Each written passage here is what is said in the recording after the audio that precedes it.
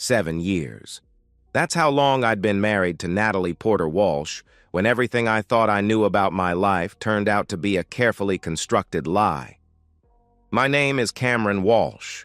I'm 37 years old, a project engineer making $92,000 a year. Nothing fancy, but decent money. My father was a contractor who taught me that a man's word is his bond, and my mother was a school teacher who drilled into me that respect and honesty aren't negotiable. I met Natalie at my friend Luke's engagement party 8 years ago. She was working as an event coordinator then, 28 years old, beautiful in that effortless way that made every guy notice. Auburn hair, green eyes, and a laugh that could light up a room. "This is incredible," I told her during a quiet moment by the bar. "You really know what you're doing." She smiled, tucking a strand of hair behind her ear. "Thank you. I love making people's special moments perfect," she replied warmly. That conversation led to dinner, then another. A whirlwind year of romance that felt like a movie. Natalie made me feel like the most important person in the world. She'd text me good morning every day, leave notes in my lunch, surprise me with tickets to games I'd mentioned. A year later, I proposed at the same venue where we met. Our wedding was everything she'd dreamed of: country club elegance, 200 guests, a reception that cost more than my car. Watching her walk down the aisle, I would have paid twice as much. The first 3 years were good. Really good. Date nights every Friday, weekend trips to the mountains, quiet Sunday mornings reading together. Natalie kept working, building her client base, talking about starting her own company. Then everything changed. "I'm burned out, Cam," she told me one evening over dinner. "I want to focus on us, on our marriage. Maybe starting a family soon," she said, setting down her fork. I supported her completely. That's what marriage is: partnership, sacrifice for each other. If she wanted to take a break, we could make it work. But the family part never happened. Every time I brought up kids, Natalie would deflect. "Not yet, honey. Maybe next year," she'd say. Then it was, "Maybe when we buy a bigger house." Then, "Maybe when we're more financially secure." I stopped pushing. For a while, things seemed fine. Natalie appeared happier without work stress. She took up cooking, redecorated, spent time with friends. But slowly, things started shifting. 6 months ago, Natalie announced she wanted to join Platinum Fitness, an upscale gym costing $300 monthly.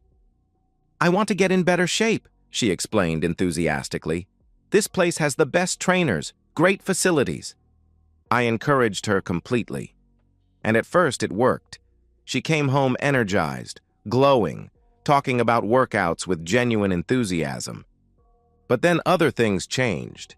She began spending more time with friends from the gym.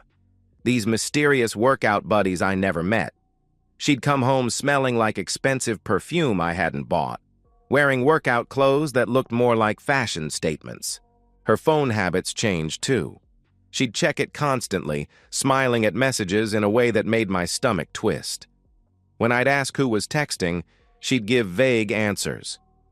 "Just the girls planning workouts," she'd reply dismissively. Or, "Someone sharing a funny meme." The smile she gave those messages. It wasn't the smile she gave me anymore. Then came the vacation idea. "We haven't taken a real vacation in forever," she said one March evening, curling up beside me on the couch. "What about Maui?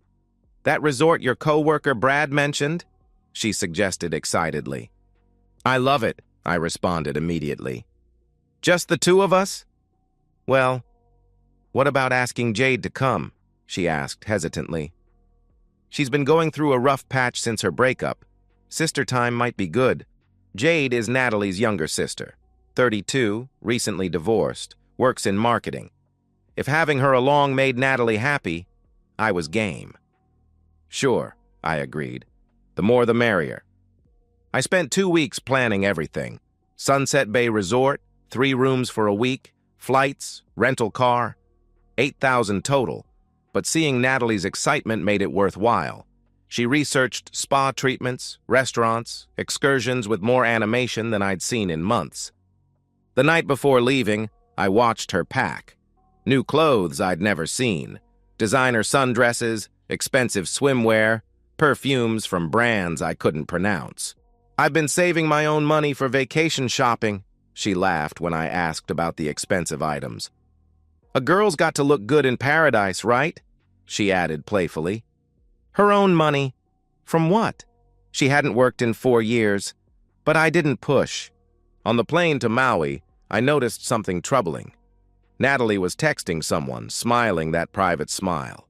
When I leaned over casually, she tilted the phone away from me. "Who are you texting?" I asked casually. She quickly locked the screen. "Just Jade, confirming spa times," she replied without looking at me. But Jade was sitting right next to us, asleep for the last hour. As our plane descended toward Maui, I should have trusted that instinct, should have confronted her right there, demanded real answers instead of convenient lies. But I chose trust over suspicion, hope over evidence. It was the last naive decision I would ever make. The first morning in paradise, I woke at dawn and decided on a beach run before anyone else stirred. The resort was stunning. Palm trees swaying in ocean breeze, pristine sand stretching endlessly, waves creating perfect natural music. I ran for an hour, feeling optimistic about the week ahead. This was what Natalie and I needed.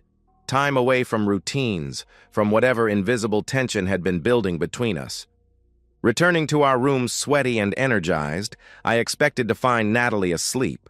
Instead, she stood before the mirror, fully dressed, makeup applied perfectly, hair styled like she was heading to a photo shoot. She wore a sundress I'd never seen, designer, expensive, coral-colored that made her skin glow. Her makeup was flawless, not casual vacation style, but something more deliberate, more seductive. "You're up early," I said, grabbing a towel from the bathroom. "Jade and I have spa appointments," she replied without turning around. "We want to get there right when they open." "Sounds perfect." "Mind if I tag along for breakfast first?" I offered. "Actually," she finally turned, her smile bright but forced. "We're grabbing something light at the spa. You should just relax by the pool, read that book. This is your vacation too, babe," she said dismissively. Something in her tone felt like polite dismissal, like she was getting rid of me.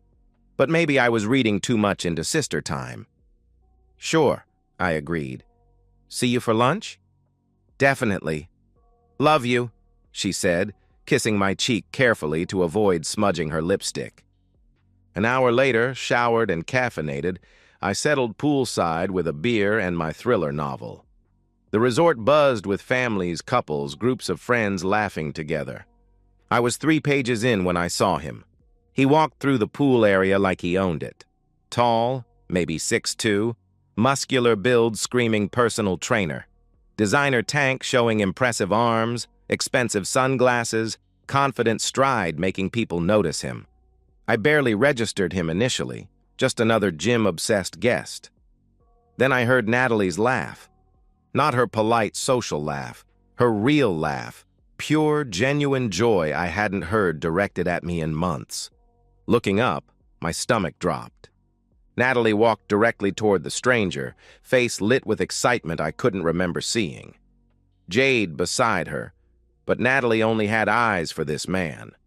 Reaching him, she didn't just say hello. She hugged him. Intimate embrace, arms around his neck, body pressed against his, lasting several beats too long for casual friendship.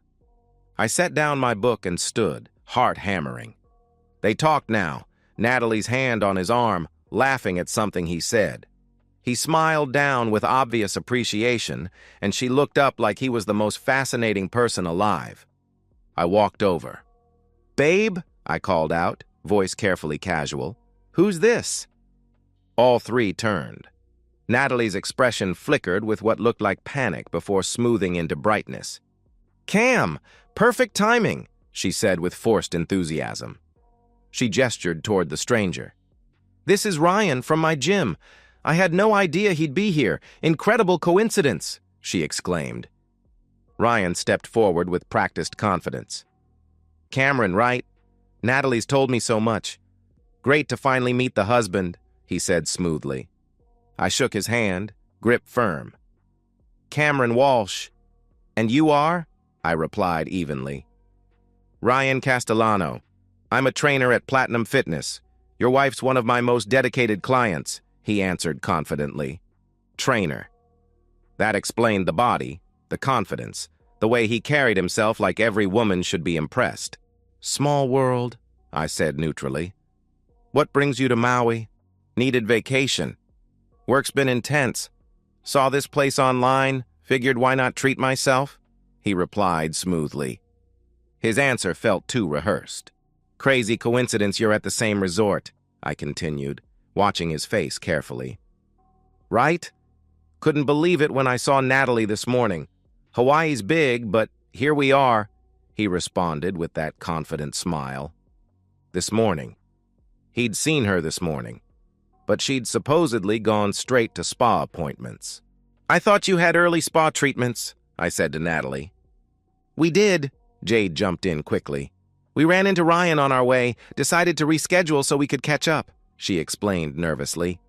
Jade's voice was too bright, and she wouldn't meet my eyes. Over the next 48 hours, Ryan Castellano was everywhere.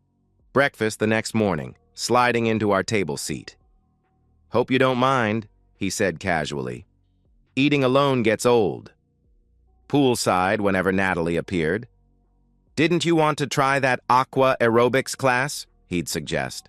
Same restaurant where we'd made dinner reservations. Wow, great taste. I heard this place was the best, he claimed. Every time I tried joining their conversations, Jade intercepted. Cam, help me with this excursion system? I'm hopeless with technology, she'd plead. Cam, I left my sunglasses at the beach bar. Walk back with me? She'd ask urgently. Cam, didn't you want to check that hiking trail? Let's ask the concierge, she'd suggest persistently. She was running interference, deliberately keeping me away from Natalie and Ryan, and doing it badly. Nervous glances, guilty body language, stammering excuses. But what made my blood run cold wasn't Jade's complicity. It was watching my wife with Ryan. The way she touched his arm when talking, casual, familiar touches lingering too long. How she leaned in when he spoke, hanging on every word.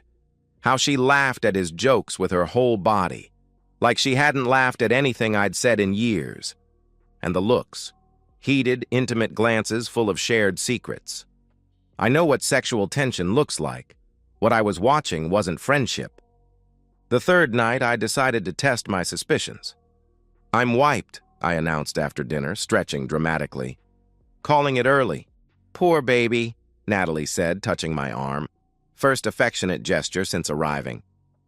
You've been in sun all day. Get rest, she cooed sympathetically. You coming up? I asked hopefully. Actually, Jade and I were grabbing drinks at the lobby bar. Just a little bit. Sister time. I won't be long, she replied casually. Don't have too much fun without me, I said, forcing a smile. I went upstairs, waited 15 minutes, then snuck back down. The lobby bar was dimly lit with intimate seating scattered around central bar space. I positioned behind a large pillar where I could see without being seen. There they were. Natalie, Jade, and Ryan at a corner table. But this wasn't casual drinks. Jade sat separately, scanning nervously like a lookout. And Natalie had her hand on Ryan's thigh, not resting casually, caressing it, moving fingers in small circles while talking, body angled toward his, heads close like lovers sharing secrets. I pulled out my phone and started recording. 10 minutes of crystal-clear footage. My wife, wearing my wedding ring, touching another man intimately while her sister kept watch. When they started getting up, I slipped back toward elevators. I was in bed pretending to read when she returned an hour later. How was sister time? I asked without looking up from my book. Nice, she said, starting to undress. Just caught up on family stuff. Jade needs to analyze every dating detail, she replied dismissively. Where's Ryan tonight? I asked casually.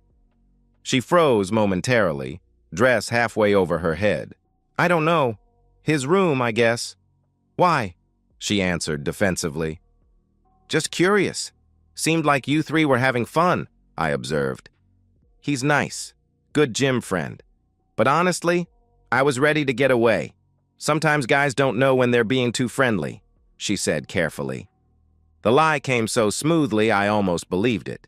If I hadn't just watched her hand on his leg, her innocent tone might have convinced me I was imagining things. Good thing you have Jade keeping things appropriate, I replied. Exactly. Good night, babe.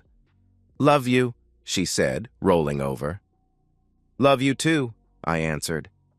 But I lay awake for hours, staring at the ceiling, phone heavy with recorded evidence.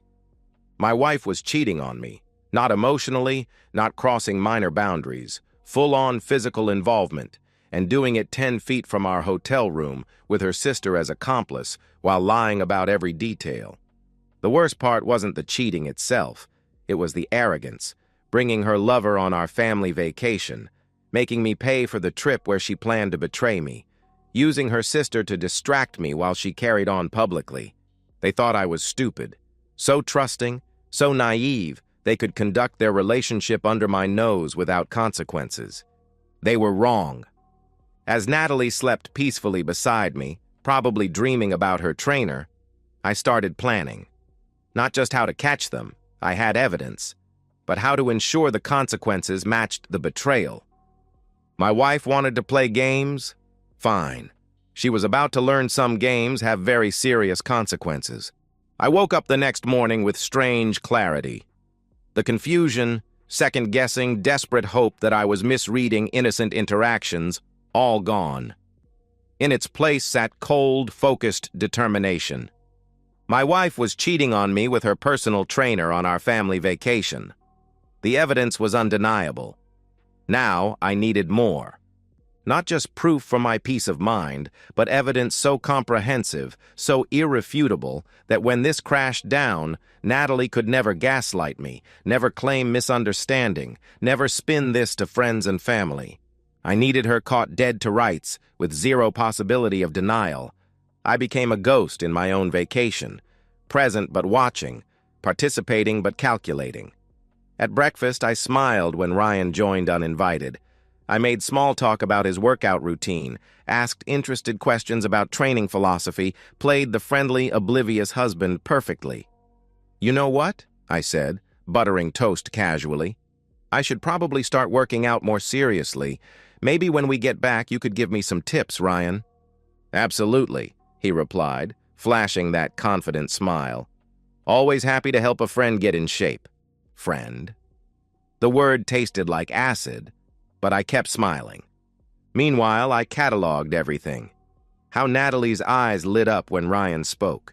Her excuses to touch him, adjusting his sunglasses, brushing sand off his shoulder, lingering handshakes. The subtle signals between her and Jade, meaningful looks, tiny nods, constant coordination of my distraction. After breakfast, when Natalie announced another spa day, I decided to verify their story. That sounds amazing, I said enthusiastically. What treatments are you getting? Maybe I should book a massage.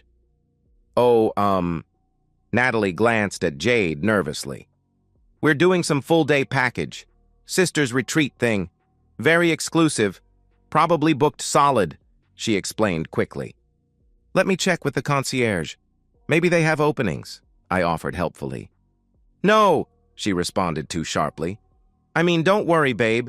Today should be your relaxation day. Read your book, enjoy the pool, she added, forcing brightness into her voice. 20 minutes after they left, I walked to spa reception. Hi, I'm Cameron Walsh, room 412. My wife and sister-in-law have appointments today, Natalie Walsh and Jade Porter. I was hoping to upgrade their treatments, I explained to the friendly desk clerk. The clerk typed into her computer, then looked puzzled. I'm sorry, sir. I don't show appointments today under either name. Are you sure it's today? She asked helpfully. Maybe they use different names? Or the sister spa at the other property? I suggested. Sir, this is the only spa facility in the entire resort complex. Our system shows all bookings resort-wide, she clarified politely. Caught in line number 1. I thanked her and walked away, jaw clenched so tight I thought my teeth might crack. Over the following hours, I began systematic surveillance. I followed their movements through the resort, staying far enough back to avoid detection but close enough to document everything. Ryan's room was 347, one floor below ours. Convenient. I tracked their lunch coincidences, how Ryan always appeared at whatever restaurant or bar Natalie and Jade chose. The timing was too perfect, too coordinated. Someone was communicating locations. I started photographing everything, time-stamped images of them together, screenshots of resort activity logs showing no spa charges to our room, photos of Natalie checking her phone constantly, then Ryan appearing minutes later. The smoking gun came that afternoon. While Ryan was supposedly at the gym and my wife allegedly shopping with Jade, I decided to check the resort's private cabana area. These were secluded, rented by the day, designed for couples wanting privacy by water. I approached through palm trees, staying hidden, when I heard familiar laughter. Through foliage, I could see Cabana 7. There, lounging together on the same beach chair, were Natalie and Ryan. My wife wore a bikini I'd never seen. Barely there, expensive, the kind she'd never worn around me. She was lying with her head on Ryan's bare chest, his arm wrapped around her, both drinking champagne from the bottle. Jade was nowhere to be seen. This wasn't chance encounter. This was intimate afternoon date between lovers, planned and executed with hotel staff complicity. Someone rented that cabana, someone delivered champagne. I pulled out my phone and recorded everything. 5 minutes of footage showing my wife in Ryan's arms, bodies intertwined, sharing intimate conversation and alcohol in a private setting costing $300 daily. When I finally backed away, my hands shook, not with shock anymore, but pure rage. That night, I reviewed everything on my phone. Videos, photos, timestamps, detailed log of lies and deceptions. The evidence was overwhelming, comprehensive, damning. But I still hadn't caught them in the actual act. And that's what I needed. Not just proof of emotional affair, not evidence of intimate moments, but documentation of actual something so explicit, so undeniable, that even Natalie's impressive lying ability couldn't explain it away. I needed them caught in the act. The opportunity came the next day. Spa day again? I asked at breakfast, watching Natalie's face carefully. Actually, yes, she replied smoothly. They have this amazing couples massage package that Jade and I want to try. Very exclusive, takes most of the day, she explained with practiced innocence. Another lie, delivered with the same smile she'd used all week. Sounds incredible. Maybe tonight we can have actual couple time ourselves? I suggested hopefully. Definitely, she answered, squeezing my hand. I've missed spending time with just you. The lie was so brazen, so contrary to her behavior all week, I almost laughed. Jade claimed sudden headache and disappeared to her room. Ryan announced he was working out, then exploring hiking trails. Natalie said she was heading to her massage appointments. I said I was hitting the gym too. But instead, I followed my wife. She didn't go toward the spa. She walked through the lobby, past restaurants, toward hallway housing public restrooms near conference facilities. Ryan was waiting there. I watched from around a corner as they met, not like casual friends bumping into each other, but lovers who'd planned this encounter. They spoke quietly for 30 seconds, Ryan occasionally glancing around, ensuring they weren't watched. Then Ryan gestured toward the men's restroom door, and my wife looked left, looked right, and followed him inside. The men's room. My wife, the woman I'd supported for 4 years, taken on this vacation to reconnect with, who wore my ring and bore my name, had just walked into a public men's restroom with her lover. For several seconds, I couldn't move, couldn't breathe. The sheer audacity, complete disrespect, arrogance required to have sex with another man in a public bathroom while your husband was 50 yards away. It was so far beyond anything I'd imagined that my brain temporarily short-circuited. But then rage kicked in, cold, crystalline fury that sharpened my focus to razor's edge. I pulled out my phone, opened camera app, and started walking toward that restroom door. It was time to end this, not just catch them, but destroy them both so completely that consequences would echo through their lives for years. My hands were steady as I reached for the door handle. My phone was recording, and my marriage, whatever remained of it, was about to end in the most spectacular way possible. As I pushed open the restroom door, I could already hear them. Whispered voices, movement, unmistakable sounds of people who thought they were completely private and safe. They were wrong. And in 10 seconds, their lives were going to change forever. The men's restroom was empty except for one occupied stall at the far end. The handicapped stall, larger, more private, with a door that was slightly ajar. I could hear them clearly now. Natalie's voice, breathless and urgent. "God, I've been thinking about this all morning." Ryan's deeper response, "I can't get enough of you."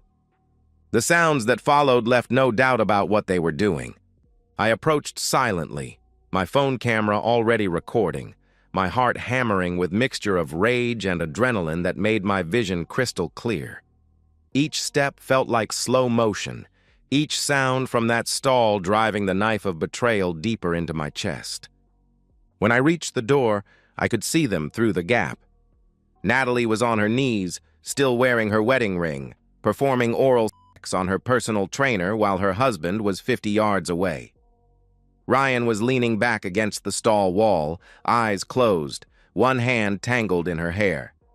My wife, the woman I'd loved, supported, built a life with, on her knees in a public restroom, servicing another man. For several seconds, I just watched and recorded, documenting every angle, every detail. The evidence was perfect, undeniable, devastating. Then I pushed the stall door fully open. Smile for the camera. They froze like deer in headlights. Natalie's eyes went wide with absolute terror, her mouth falling open in shock. Ryan's face drained of all color as he scrambled to understand what was happening. "Cameron," Natalie started, trying to get to her feet. "Oh God, Cameron, please!" she sobbed desperately. I kept recording. 10 seconds. 20. Capturing their panic, their shame, their desperate attempts to cover themselves and explain the unexplainable. Natalie was crying now, mascara streaming down her face, reaching toward me like I might somehow unhear what I'd heard, unsee what I'd seen. "Cameron, I can explain. It's not what it looks like," she pleaded hysterically. "Really?" I said calmly, still filming. "Because it looks like my wife is sucking another man's cock in a public restroom." Ryan finally found his voice, fumbling with his zipper. "Dude, listen. This is complicated," he stammered. "No," I replied, putting my phone in my pocket. "It's really not." Then I moved. I grabbed Ryan by the front of his shirt and slammed him against the tile wall so hard that the impact echoed through the restroom like a gunshot. The mirror above the sink cracked. "Cameron, don't—" Natalie screamed in terror. My fist connected with Ryan's jaw with every ounce of rage I'd been storing up for days. The sound was like a branch snapping. Blood sprayed across the white tile, and Ryan's head snapped back against the wall. He tried to speak, tried to raise his hands defensively, but I wasn't done. I dragged him down to the floor, where he tried crawling toward the door. My boot came down on his knee with my full weight behind it. The sound of his kneecap shattering was distinctly different from the jaw punch, a wet crack, followed by his inhuman scream of agony. "Cameron, stop! You're going to kill him!" Natalie shrieked, grabbing at my arm frantically. I shoved her backward. She hit the floor hard, scrambling away from me in terror. Ryan was writhing on the bathroom floor, clutching his destroyed leg, crying like a child. His knee was bent at an angle that made my stomach turn, even in my rage. I looked down at him, this arrogant who'd thought he could have my wife with zero consequences, and felt nothing but cold satisfaction. "If you ever come near my wife again," I said quietly, "I'll finish the job." Then I turned to Natalie. who was pressed against the far wall, sobbing hysterically. "Get up!" I commanded coldly. "Cameron, please, let me explain," she begged desperately. "Get up!" I repeated with deadly calm. She struggled to her feet, shaking violently, makeup completely destroyed, looking exactly like what she was, a cheating witch caught in the act. I grabbed her arm and dragged her toward the door, then shoved both of them out into the hallway. The hallway was packed with guests returning from afternoon activities. Families with children, elderly couples, groups of friends chatting about dinner plans. The elevator had just opened, disgorging a dozen more people. Everyone turned at the commotion. Natalie stumbled out of the men's restroom first. Sundress disheveled, mascara streaked down her cheeks, hair a mess, looking like she'd been doing exactly what she'd been doing. Ryan crawled out behind her, screaming in agony, his leg dragging uselessly, leaving a trail of blood on the carpet. And then I emerged, completely calm, not a hair out of place. The hallway fell silent except for Ryan's moans and Natalie's sobbing.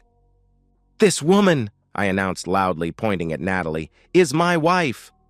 Gasps echoed through the crowd.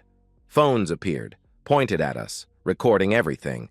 "And I just caught her sucking this piece of shit's cock in the men's bathroom." "Oh my God," someone whispered in shock. "That's disgusting," another voice said with revulsion. Children were quickly ushered away from the scene, but the adults remained transfixed by the spectacle. Natalie collapsed to her knees, sobbing. "Cameron, please, I'm sorry, I'm so sorry," she wailed desperately. "I have video evidence," I continued, my voice carrying clearly through the hallway. "All of it. Her cheating, her bringing her lover on our family vacation, her making her sister cover for her while she f***ed him behind my back." The crowd's murmurs grew louder. I could see the judgment in their faces, the disgust, the way they were looking at Natalie like she was something they'd scrape off their shoes. "Someone call security!" a man's voice shouted urgently. "Call 911!" added a woman frantically. "That man needs medical attention!"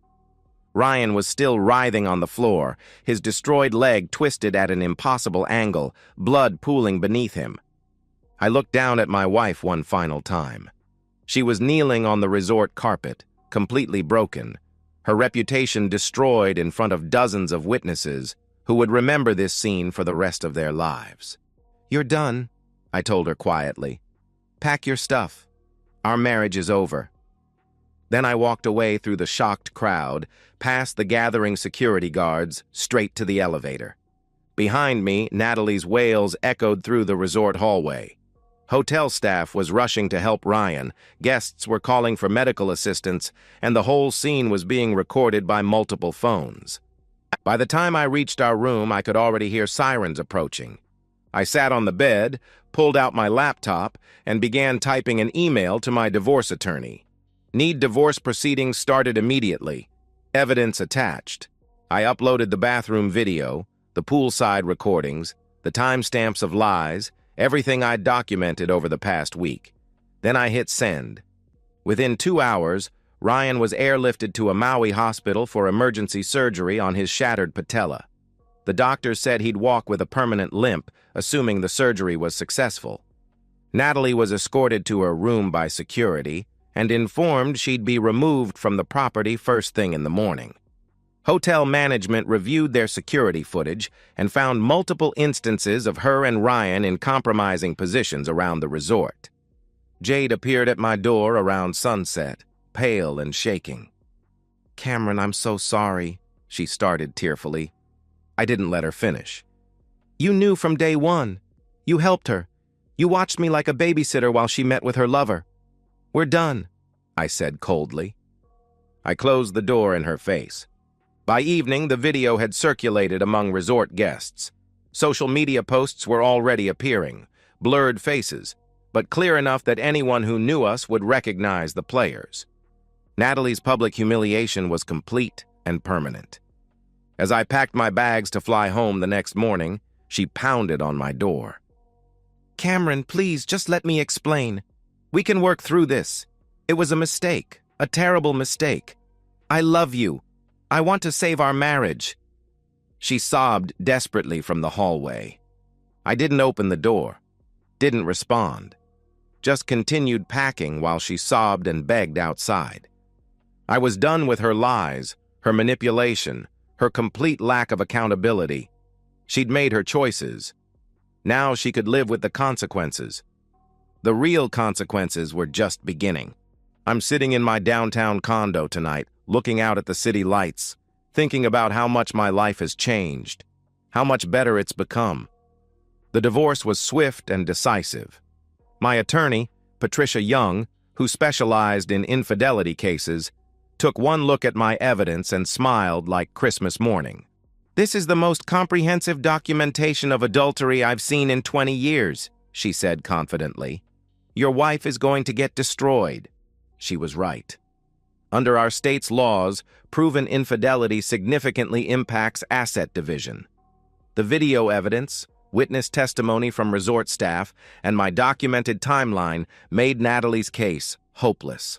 Her overworked public defender tried arguing for reconciliation, temporary insanity, emotional distress. Patricia demolished every argument. I got the house, which I immediately sold. Our entire joint savings account. My retirement funds remained untouched. Even Natalie's car, purchased with my income while she was unemployed, became mine.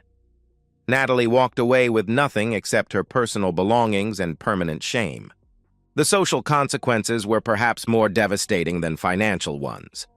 Her parents, conservative Catholics who'd treated me like the son they never had, watched the video. They disowned her immediately. "You are no longer our daughter," her father wrote in a text she accidentally sent to me instead of Jade. "You've disgraced our family and betrayed a good man," the message continued harshly.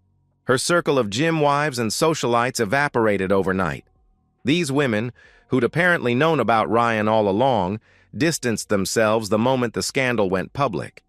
Cheating privately was one thing, but getting caught on video in a men's restroom was social suicide. Natalie moved into a studio apartment in a rough part of town. She got a job waiting tables at a chain restaurant, her first employment in 4 years. Her gym membership was canceled, credit cards maxed out, Instagram account went silent. Jade tried reconciling multiple times. Texts, calls, showing up at my office. "I'm so sorry," she pleaded in voicemails I never returned. "I didn't know it would go this far. She's my sister. I felt like I had to help her. Can we please talk?" she begged desperately. I blocked her number, blocked her on social media. When she showed up at my workplace, security escorted her out. She chose her side in Maui. Now she lives with those consequences. Ryan's consequences were most severe. His shattered kneecap required 3 surgeries, metal pins, 8 months of rehabilitation. The leg never healed properly. He walks with permanent limp now, experiences chronic pain-limiting physical activity. All his training clients dropped him once the scandal broke. Several women came forward saying he'd made inappropriate advances during sessions. The gym fired him and banned him from premises. His social media fitness empire, 60,000 Instagram followers, sponsorship deals, collapsed overnight. He's working part-time at a supplement store now, drives a used Honda, lives in a 1-bedroom apartment. His dreams of opening his own gym are permanently dead. Ryan tried pressing assault charges against me. Patricia argued extreme emotional distress and provocation. Combined with Ryan's public indecency charges from the resort, prosecutors dropped the charges. "Your client caught his wife performing oral sex on this man in a public restroom," Patricia told the prosecutor firmly. "Any reasonable person would have responded with violence. My client showed remarkable restraint by only breaking 1 bone," she argued convincingly. "The Sunset Bay Resort banned both Natalie and Ryan for life. They sent me formal apology and full refund, plus complimentary future stays. People ask if I regret my actions that day. The violence, the public humiliation. My answer is always the same. In that moment, I wasn't thinking about lawsuits or optics. I was thinking about dignity, about making sure there were real consequences for disrespect. Could I have handled it differently? Maybe. Do I regret making sure the truth came out? Absolutely not, I reply honestly. I sleep better now than I have in years. I wake up knowing exactly where I stand, exactly who I can trust. I've started dating again. Nothing serious yet. It's refreshing meeting women who work, who contribute, who don't see marriage as a free meal ticket with benefits. I'm in the best shape of my life, joined a different gym, and discovered I actually enjoy working out when it's not a reminder of betrayal. I travel more now. Weekend trips to places Natalie would never go, hiking trails, fishing expeditions, sports events with buddies. I'm rediscovering interests I'd abandoned during marriage. On quiet nights, I reflect on what went wrong, what signs I missed, whether the marriage was salvageable at some point. But I've reached a conclusion that brings peace. Natalie didn't cheat because I failed as a husband. She cheated because she felt entitled to have everything, a provider husband and an exciting affair, and thought she was smart enough to get away with it. Some people are fundamentally selfish. No amount of love or support will change them. They'll take everything you offer and still want more, believing they deserve better while giving nothing in return. Natalie was one of those people. I'm grateful to have learned that truth now, at 37, rather than after 20 years and kids caught in crossfire. I close my laptop, finish my whiskey, look out at the city lights. Tomorrow I'm meeting Sarah for lunch, an architect with her own firm who splits every check without being asked. We're taking it slow, building friendship first. Life's too short to waste on people who don't value you. I learned that lesson the hard way, but I learned it completely. To anyone reading this, protect yourself, document everything, and never let anyone convince you that you deserve disrespect. I walked away with my dignity intact. That's worth more than any marriage could have been.